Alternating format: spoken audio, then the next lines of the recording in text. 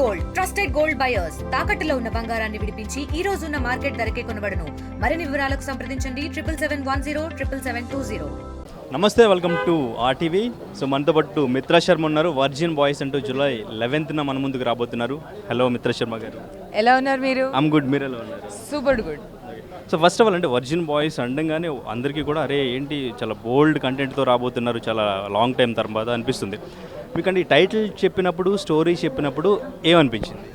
చాలా బాగా అనిపించింది. It's a very unique love stories combination box అనమాట. అంటే ఒకళ్ళొకళ్ళు love story and cute love stories. మనం మొదటిసారి ప్రేమిస్తే ఎలా ఉంటుంది, మొదటిసారి ముద్దు పెడితే ఎలా ఉంటుంది, హగ్ చేస్తే ఎలా ఉంటుంది, అంటే వర్జిన్ అంటేనే కొత్త ఎక్స్పీరియన్స్ అన్నట్టు వర్జిన్ బాయ్స్ అనేది పేరు పెట్టుకున్నారు వీళ్ళు. And I felt it was beautiful story, nice, good, feel good movie. అలా అంటే depends on virginity or love story. ఇప్పుడు వర్జినిటీకి మీ గురించి అభిప్రాయం ఏమిటో, మీకు అభిప్రాయం ఏమిటో దాని మీద ఆధారపడేసి ఉంటుంది. అండ్ ప్రేమ అయితే ఎప్పటికైనా సరే కొత్తగానే ఉంటుంది. ఓకే, అంటే రీసెంట్గా ప్రియాంక చోప్రా చెప్పారు వర్జినిటీ గురించి. అంటే 1 నైట్లో ఎండ్ అవుతుంది, బట్ గుడ్ మేనర్స్ అనేది ఎండ్ వరకు ఉంటుంది అనేది. బాయ్స్ గురించి వర్జినిటీ గురించి చెప్పాలంటే మీరేం చెప్తారు? మనసులో ఉంటే చాలు, ప్రేమ మనసులో ఉండాలి. ఆ మనసు ప్రేమని ఇంకా ఇంకా ఇంకా ఇంకా హ్యాపీ చేసేస్తుంది. అండ్ మనతో ఉన్నవాళ్ళు కూడా ఇంకా హ్యాపీగా దాన్ని యూనో ఉండాలని అనుకుని ముందుకెళ్ళిపోతారు. So I think that's all about love and virginity, నా అభిప్రాయంలో, నా డెఫినేషన్లో. బికాస్ ఇప్పుడు నేను వర్జినిటీ అనేది ఒక వర్డ్ పట్టుకొని దాన్ని నేను ఇంకొక రకంగా కూడా చెప్పొచ్చు. There is always a difference between art and nudity.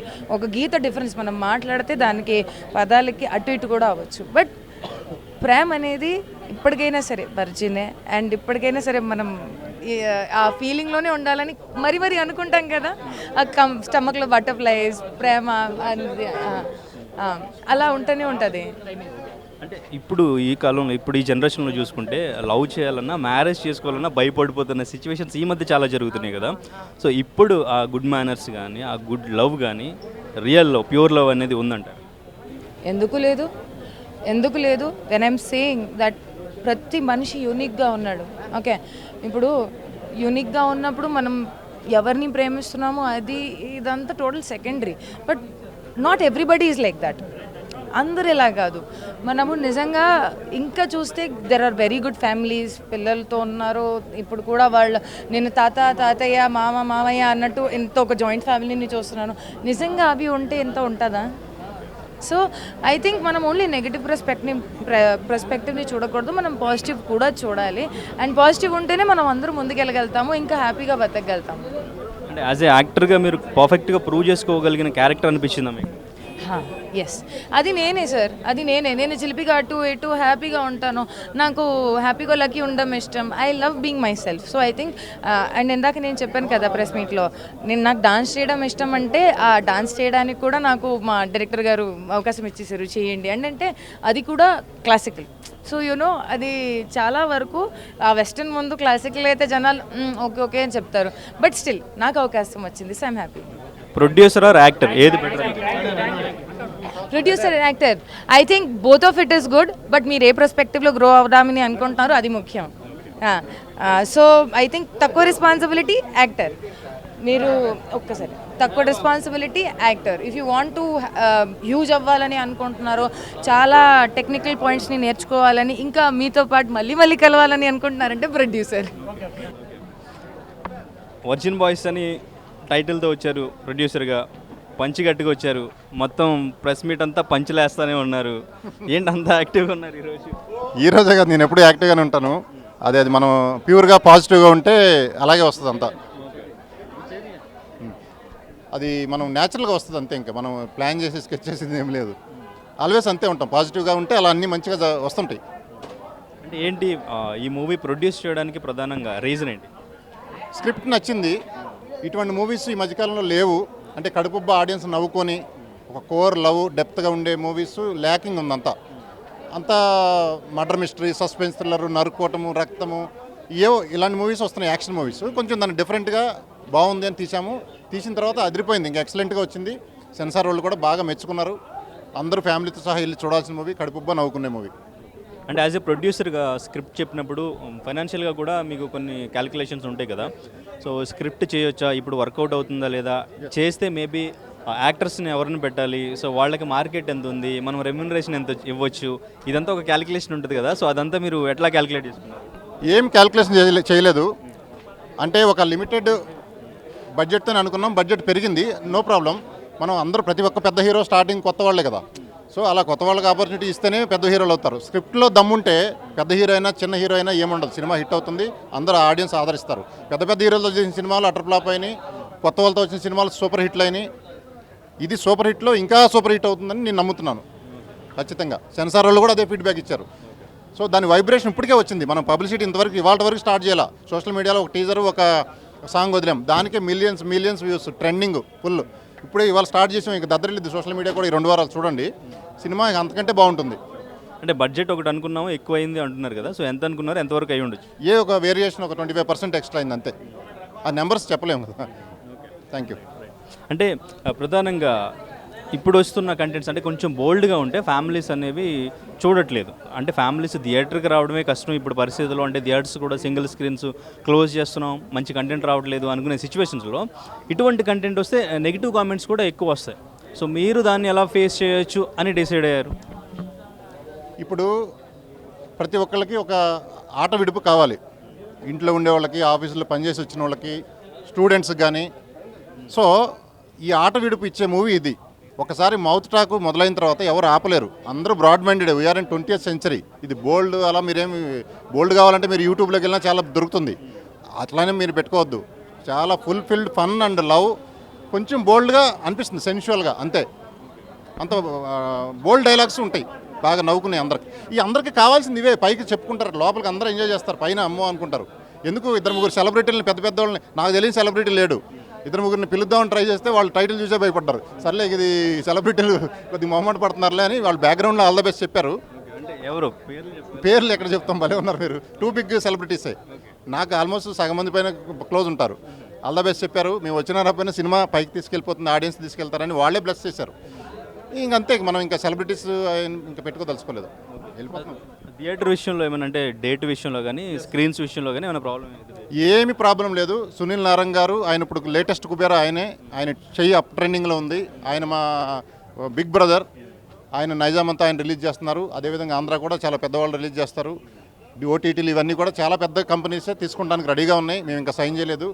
So ఒక పెద్దవాళ్ళు అప్ ట్రెండ్లో ఉన్న వాళ్ళు రిలీజ్ చేస్తున్నారు. 11th డేట్ పెట్టింది ఆయనే, అనుకోకుండా 11A సిగ్నిఫికెన్స్ మీకు తెలిసింది ఏంటి.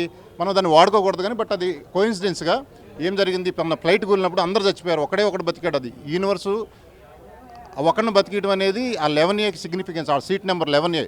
సో అదే రోజు అనుకోకుండా మంది వస్తుంది అంటే ఎంత పెద్ద హిట్ అవుతుందో కూడా అంచనాలకు దొరకనంత ఉంటుంది. దాని వైబ్రేషన్ మాకు ముందే తెలిసిపోయింది. సినిమాలో విషయం ఉంది, ఆడియన్స్లో వైబ్రేషన్ ఉంది. సోషల్ మీడియాలో స్మాల్ కంటెంట్ రిలీజ్ అయినా ఎంత వైరల్ అవుతుందో ఈ పాటికి మీరు అందరూ వర్జిన్ వాయిస్ అని టైప్ చేయండి ఇన్స్టాగ్రామ్లో, మిలియన్స్ ఆఫ్ వ్యూస్ మీకు కనపడతాయి. సునీల్ నారంగ్ గారు తీసుకోవడానికి ప్రధానంగా అంటే ఆయన కంటెంట్ చూసారా, లేకపోతే ఎట్లా డిస్కషన్ ఏమైనా జరిగిందా? యా వాళ్ళ సంబంధించిన వాళ్ళు, వాళ్ళ పిల్లలు వాళ్ళంతా చూశారు. ఇటువంటి మూవీసే ఈ రోజుల్లో బాగా ఆడుతున్నాయి అని చెప్పి వాళ్ళు కన్విన్స్ అయ్యారు, అంతే. యూత్కి మెసేజ్ ఉంటుందా, యూత్ని చెడగొట్టేలా ఉంటుంది? యూత్ని చెడగొట్టేది ఏమి ఉండదండి. ఒకళ్ళు చెడగొడితే చెడిపోయేటట్టు యూత్ ఏముండదు. మెసేజ్లు మనం ఇస్తే నేర్చుకునే యూత్ కూడా ఎవరు లేరు, అందరూ తెలివైన వాళ్ళే. ఏదైనా నేర్చుకునేది ఉంటే కాలేజీలో నేర్చుకుంటారు, స్కూల్లో నేర్చుకుంటారు. మనం వచ్చి 2 గంటల సినిమాలో మనం నేర్పించడానికి సినిమాలు తీయము. ఆ 2 గంటల ఎంటర్టైన్మెంట్ ఇస్తున్నామా లేదా? ఇన్ని పెద్ద సినిమాలు చూసారు, ఏం నేర్చుకున్నారు చెప్పండి? చిన్న సినిమాలు చూసి ఏం నేర్చుకోరు, ఆ 2 గంటలు ఎంజాయ్ చేస్తారు అంతే. ఇన్ఫ్లుయెన్స్ ఎప్పుడు ఉంటుందంటే పెద్ద పెద్ద హీరోలు చేసి ఏదన్నా 2-3 డైలాగులు చెప్తే అవి ఇన్ఫ్లుయెన్స్ ఉంటాయి, అంతేగాని అది చూసి నేర్చుకోరు. మీరు లెక్కేసుకోండి, లాస్ట్ 10 మూవీలు ఏం చూసారో ఏం నేర్చుకున్నా, అంతే. సింపుల్ లాజిక్ ఇది.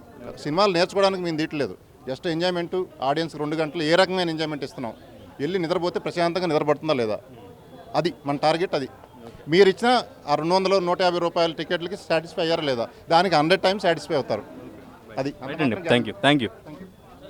సో శ్రీహాన్ మనతో పాటు ఉన్నారు. వర్జిన్ బాయ్స్ అంటూ కూడా July 11th మన ముందుకు రాబోతున్నారు. బ్రో ఆర్ యూ వర్జిన్ అని క్వశ్చన్ మార్క్ వేశారు. ఎవరిని అడుగుతారు, ఎవరిని అడగాలి మేము? ఎవరు పోస్టర్ చూస్తే వాళ్ళని, ప్రతి ఒక్కరిని చూసే ప్రతి ఒక్కరికి ఆ క్వశ్చన్ అంతే. ఏంటి అసలు ఫస్ట్ వర్జిన్ బాయ్స్ అనగానే మీ మైండ్లోకి ఏ థాట్ వచ్చింది? డైరెక్టర్ నరేష్ని విన్న తర్వాత ఏమనిపించింది? సినిమా తోటే వచ్చిందండి. అంటే ఎంటర్టైన్మెంటే కనిపించింది నాకైతే. అంటే ఫస్ట్ ఆఫ్ ఆల్ నేను సినిమాని చూసే విధానం అదే, ఒక ఆడియన్లా చూస్తా, ఒక ఎంటర్టైన్మెంట్ విషయంలానే చూస్తా అంతే. పర్సనల్ అయిపోవడం కానీ, దాన్ని ఇది చేసుకుని అదే ఎఫెక్ట్ చేసేస్తుంది కానీ, ఇవన్నీ నేను నమ్మను. సినిమాలా చూస్తాను, ఎంటర్టైన్మెంట్లానే చూస్తా. బట్ అలా చూసుకున్నట్టయితే ఇది ఫుల్ ఎంటర్టైన్మెంట్ ఉందనిపించింది. అందులో నా క్యారెక్టర్కి ఇంకా నాకు బాగా ఎంటర్టైన్మెంట్ స్కోప్ ఎక్కువ ఉందనిపించింది. సో అలా ఒప్పుకొని చేయడం జరిగింది ఇది.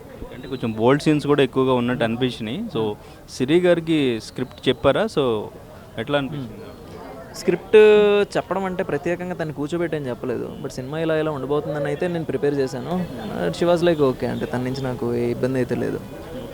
అంటే బేసిక్గా ఇప్పుడు బ్రేకప్స్ కానీ, ఇప్పుడు ఎక్కువగా పెళ్లి చేసుకోవాలంటే అబ్బాయిలు భయపడే సిచ్యువేషన్స్ కానీ వస్తున్నాయి. ఇప్పుడు సిచ్యువేషన్స్ అవన్నీ కూడా మనం చూస్తున్నాం, ఈ మధ్య జరుగుతున్న పరిస్థితులు అలా ఉన్నాయి కదా. అంటే ఎట్లా ఉండాలి ఒక రిలేషన్ అనేది, ఎట్లా ఉండాలనేది మీరు ఒక మంచి బెస్ట్ ఎగ్జాంపుల్ ఏమో నేను అనుకుంటున్నాను. సో రిలేషన్ ఎటువంటి ఇష్యూస్ అవ్వకుండా ఎట్లా మెయింటైన్ చేయాలి? చాచా నేను అంటే అవన్నీ చెప్పేంత ఇదేం కాదు. నేను అది డిపెండింగ్ ఆన్ దేర్, నా దృష్టిలో అంటే స్టార్టింగ్ స్ట్రగుల్స్, కష్టాలు చూస్తూ ఎదిగిన పేర్స్ ఎవరైతే ఉన్నారో ఆ కపుల్స్, వాళ్ళు స్ట్రాంగ్గా ఉంటారు. ఎందుకంటే అన్నీ ఉన్నప్పుడు ఎవరైనా ఉంటారు, మన దగ్గర ఏమీ లేనప్పుడు మనతో ఎవరున్నారో వాళ్ళు జెన్యూన్ అని దాని అర్థం. సో అలాంటి స్టేజ్ నుంచి మేము వచ్చాం. అంటే మా దగ్గర వివర్ నథింగ్, అంటే కృష్ణానగర్లో ఉన్న రూముల్లో ఉండేవాళ్ళం, తన హాస్టల్లో ఉండేది. అలాంటి స్టేజ్ నుంచి మేము ఒకరికోసం కష్టాలు ఒకరు చూస్తూ ఎదిగాం కాబట్టి సో మాకు తెలుసు. అంటే రూమర్స్ వచ్చినప్పుడు, నెగిటివ్ కామెంట్స్ వచ్చినప్పుడు, సో ఆ ట్రస్ట్ అనేది ఎట్లా బిల్డ్ అవుతుంది? సో ఆ నమ్మకం ఎట్లా కంటిన్యూ అవుతుంది? అది మనుషులే మనం చేంజ్ అవుతున్నారా? సిచ్యువేషన్ మారింది, మన ఫేజ్ మారింది, మన క్రేజ్ వచ్చింది, ఇప్పుడు అంతా కూడా మనం సెలబ్రిటీస్ అయ్యాం కదా. So depends on friends, situations ఒకళ్ళు చేంజ్ అవుతూ ఉంటాయి కదా. సో దాన్ని బట్టి ఆ నమ్మకం ఏమైనా కోల్పోయే ఛాన్స్ ఉంటుంది కదా, అది ఎట్లా కంటిన్యూ అవుతూ వస్తుంది? అది మన మీద డిపెండ్ అయి ఉంటుందంటే, అంటే మన బుద్ధి మీద డిపెండ్ అయి ఉంటుంది ఆ ట్రస్ట్ మిస్ అవ్వడం లేదని. అంటే ఎందుకంటే ఇప్పుడు రూమర్ అనేది ఈ రోజు వస్తుంది, కానీ ఆ పర్సన్ మనకి ఎప్పటి నుంచి తెలుసు అనేది మనం ఇది చేసుకోవాలి. కొన్ని సంవత్సరాల నుంచి, 5 సంవత్సరాలు 6 సంవత్సరాల నుంచి మన తెలిసిన పర్సన్ మీద ఒక రూమర్ రాగానే మన మైండ్ సెట్ మారకూడదు. ముందు నుంచి ఏ నమ్మకంతో మనం ఉన్నామో అదే స్టాండ్తో ఉండాలి. ఇంకా గట్టిగా మాట్లాడితే అలాంటి రూమర్స్ వచ్చినప్పుడు మనమే పక్కన ఉండాలి. అంతమంది చుట్టూ పొడిచేవాళ్ళు వస్తున్నప్పుడు, తన పక్కన ఎవరు లేనప్పుడు ఇంకా మనమే పక్కన ఉండి ఇంకా స్ట్రాంగ్గా చూసుకోవాలి తప్ప మనం కూడా అందరితో కలిపి డౌట్ చేయడం కానీ ఇట్లా ఇప్పుడు చేయకూడదనేది నా ఉద్దేశం. ఆఫ్టర్ బిగ్ బాస్ మీ లైఫ్లో ఎటువంటి చేంజెస్ వచ్చినాయి? అంటే బిగ్ బాస్కి వెళ్ళడం వల్ల మీ లైఫ్కి యూజ్ అయిందా? యూజ్ అయింది అంటే చాలా విషయాలు నేర్చుకున్నాను బిగ్ బాస్ వల్ల, డబ్బులు సంపాదించుకున్నాను. సో ఈ రకంగా నాకు యూజ్ అయింది. కొంతమంది ఆడియన్స్ని కూడా సంపాదించుకున్నాను. ఇవైతే నాకు ప్లస్ అయ్యాయి. అంతేగాని అంటే బిగ్ బాస్లోకి వెళ్ళిన తర్వాత హోల్ లైఫ్ చేంజ్ అయిపోయి ఒక టాప్ రేంజ్కి వెళ్ళిపోతామని అయితే నేను అన్నాను. బిగ్ బాస్ అయిపోయింది అంతే. దాని తర్వాత మన కెరీర్ కోసం మనం వెతుక్కోవాలి, మన అవకాశాలు మనం చేసుకోవాలి, మన పని మనం చేసుకుంటూ పోతూ ఉండాలి. అలా చేసుకుంటూ ఉంటే బాగానే ఉంటుంది. అలాంటి విషయంలో నేను కొంచెం చూజీగా చేసుకుంటూ వెళ్తున్నాను మెల్లగా అంతే. అంటే ఈ స్క్రిప్ట్ విన్నప్పుడు, ఈ స్క్రిప్ట్తో మనం కొంచెం లాంగ్ గ్యాప్ తర్వాతే సిల్వర్ స్క్రీన్ మీద కనిపించబోతున్నాం. ఆ ఇంపాక్ట్ ఎలా ఉంటుంది? అంటే వర్జిన్ బాయ్స్ కొంచెం బోల్డ్గా అనిపిస్తుంది, మన మీద ఆ ఇంపాక్ట్ ఏమన్నా కొంచెం వేరేలా చేంజ్ అవుతుంది? ఆడియన్స్కి మనం అంటే ఒక డీసెంట్ ఒపీనియన్ ఉంది, అదేమన్నా చేంజ్ అయ్యేలా ఉంటుందా అని ఏమన్నా మీకు థాట్ వచ్చింది? ఉండొచ్చు ఆబ్వియస్లీ, అంటే 100% ఆడియన్స్లో కాదు కానీ కొంతమందిలో ఉండొచ్చు. బట్ కొంతమంది ఓపెన్ మైండెడ్తో చూసిన వాళ్ళకైతే అర్థం అవుద్ది. అంటే అది క్యారెక్టర్ సినిమా వరకే కాబట్టి శ్రీయాన్ అన్నోడు రియల్ లైఫ్లో అట్లా ఎందుకు బిహేవ్ చేస్తాడు, చేయడు. సినిమా కోసం చేశాడు, క్యారెక్టర్ బాగా జస్టిఫై చేశాడు, అలా చూసుకుంటే చాలు. బట్ అందరు ఆడియన్స్ అలాగే ఉంటారని నేను ఎక్స్పెక్ట్ చేయను. కొంతమంది ఉంటారు, కొంతమంది మేబీ నేను చూసి నచ్చకపోవచ్చు కూడా. మ్యాక్సిమం నాని గారితో కంపేర్ చేస్తుంటారు కదా, అప్పుడు ఇప్పుడు లేదులేండి. అంటే అది మీకు ఏమన్నా ప్లస్ అనిపించిందా, మైనస్ అనిపించింది? అది ఆబ్వియస్గా మైనసే అండి. అంటే కాంప్లిమెంట్ అంటే కొంతమంది హ్యాపీ ఫీల్ అయిపోతాం కానీ, బట్ అట్లా ఉండొద్దు. అంటే ఇండస్ట్రీలో కాదు, నేను ఏదో జాబ్ చేసుకుంటూ అక్కడ ఉన్నాను అనుకోండి, దానికి హ్యాపీ ఫీల్ అవ్వాలి. బట్ సేమ్ ఇండస్ట్రీలో సర్వైవ్ అవ్వాలి అనిపించినప్పుడు మాత్రం అది మైనసే అవుద్ది. అది అంత త్వరగా పోతే అంత మంచిది.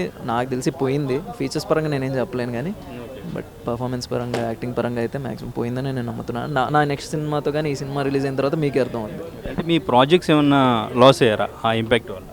చచ్చా అలా ఏం లేదు. ఇప్పుడు ఇంకా గట్టిగా చెప్పాలంటే అలా కావాలి చేయమని కూడా చాలామంది అప్రోచ్ అయ్యారు, బట్ నేనే చేయనని చెప్పాను అలా.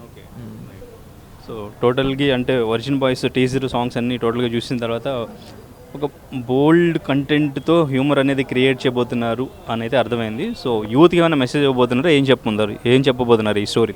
బోల్డ్ కంటెంట్ అండ్ మీరు చెప్పినట్టు మ్యూజికల్గా బాగుంటుంది, ఎంటర్టైన్మెంట్ ఉంటుంది, end of the film message కూడా ఉంటుంది.